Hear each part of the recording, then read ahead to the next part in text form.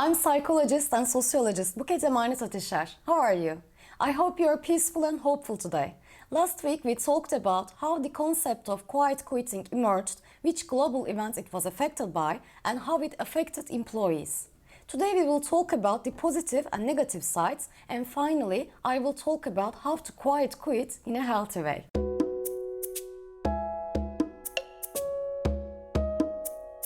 Although there is a word quitting in the concept of quiet quitting, I am talking about a model in which employees perform the tasks assigned to them completely and on time. They deserve more than enough the salary they receive. They do things the way they need to, when they need to. But they don't stay at work much longer than they should.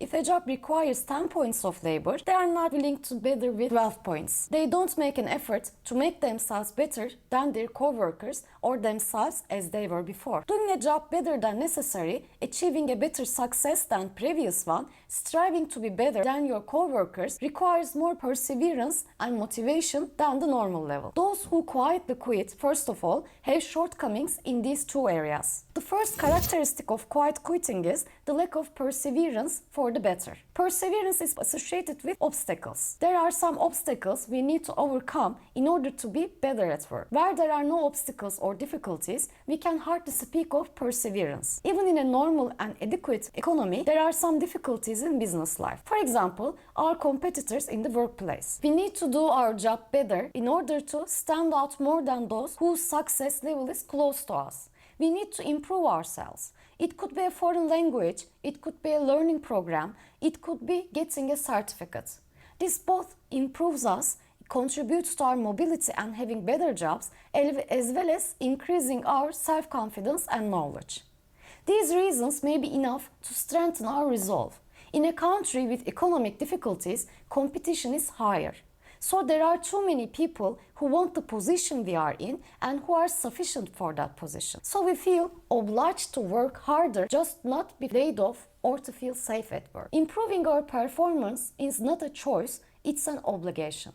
Here we feel pressure rather than perseverance. With this pressure, stress and burnout become inevitable at a level of work that is not supported by motivation. The people who resigned silently, the economic problems they faced in the American economy after the pandemic brought this second type of working life to the forefront. The dream of the American dream, which whispered that the capitalist system could achieve success by working harder and harder, caused a kind of disappointment in this period. People who were not in danger of losing their jobs, therefore, focused on doing only enough to be safe in the quiet quitting model. They do not feel the need to improve themselves in the field of work in order to be better than their co-worker, to be in better positions in the future. But is this a good effect?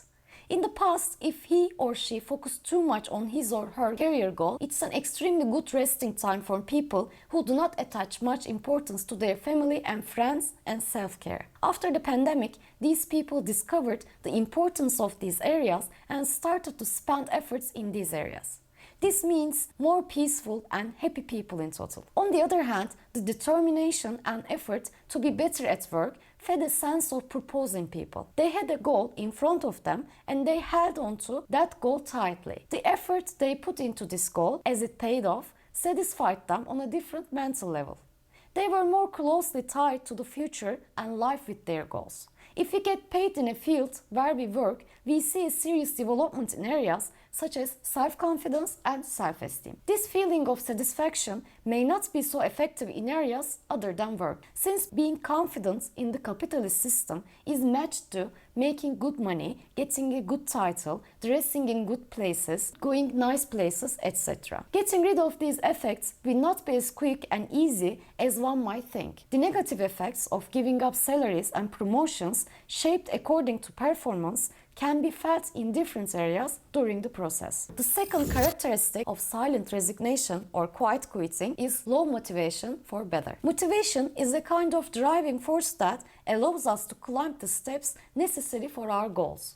Both types of motivation are important to us. In the first one, extrinsic motivation, motivation comes from the outside on top of the name. Outwardly, appearing and outsourced influences depend on overwhelming a competitor such as salary, promotion, looking better to others. Intrinsic motivation is about feeling satisfaction and pleasure from what we do and getting satisfaction. Generally, if we are doing a job that is accordance with our values, abilities, hobbies, and tastes, if we work with co-workers and bosses, our intrinsic motivation is high. Most of us have both internal and external sources of motivation in business as long as certain levels of conditions are met. The motivation level of those who resigned silently was found to be quite low. One of the most important factors in the fall of level is salaries, another is changing business life order, and another is the companies that aim to do a lot of work with fewer employees. When employee rights are set aside at a certain level all over the world during the pandemic, while employees were already working above their normal level, this time they found themselves trying even harder. They realized that if their motivational limit was 10 units, 15 was needed for the new level of study. For this, they become more tired as they push themselves and the limits of motivation. As they got tired, they realized that they regressed further in areas such as love, friendship, hobbies. Therefore, their motivation for work decreased day by day, but does low motivation help us? In fact, the ideal is to be able to divide our motivation into many areas of life. The greater the difference between the person we want to be and the person we are, the less our sense of satisfaction and self-esteem from ourselves. For this reason, we need motivation to improve ourselves, not only in the field of business, but also in other areas. Our desires to lose weight, to create a self-care routine, to build quality friendships, to have a good wife, all require a certain level of motivation and then a serious effort. If the decrease in motivation allocated to business life increases our motivation in other areas, we can call it a good development. On the other hand, our low motivation in business life, where we spend more than half of our day, can cause the time we spend at work to be more difficult for us. It can be difficult to get up early in the morning of our work, where we devote very little motivation to. Our reluctance makes it difficult for us to do what we do well. Even if we do the job well enough, since there is no motivation to be better, the satisfaction we get from the job decreases accordingly. It is said that it can have long-term effects in the areas of self-esteem and self-confidence. The third characteristic of silent resignation is the lack of purpose. A lack of both motivation and perseverance is actually both the cause and the consequence of the lack of goals. If you do not have a goal in business life, which is one of the sources that connect us to the future and life, we have a goal in fewer areas of life. Goals and objectives motivate us, helping us to develop and transform ourselves. If we connect all our goals and objectives only to business life, we will have difficulty in improving ourselves in other areas. How nice it is if we can open up space for goals such as being a better person,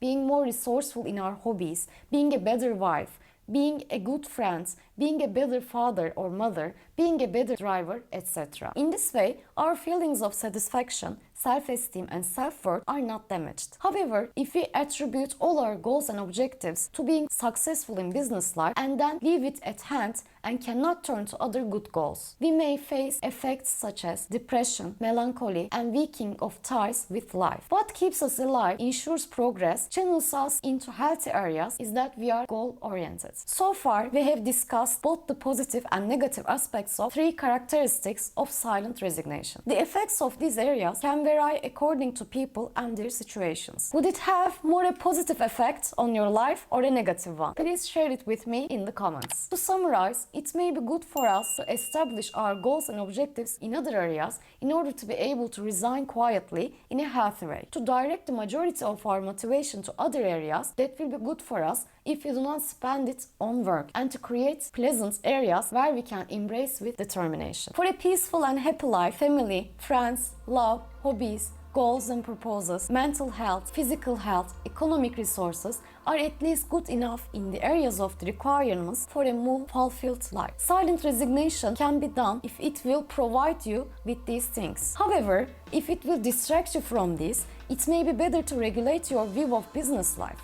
Have a week where you feel healthy and peaceful both in your life at work and outside of work. Goodbye. Take care.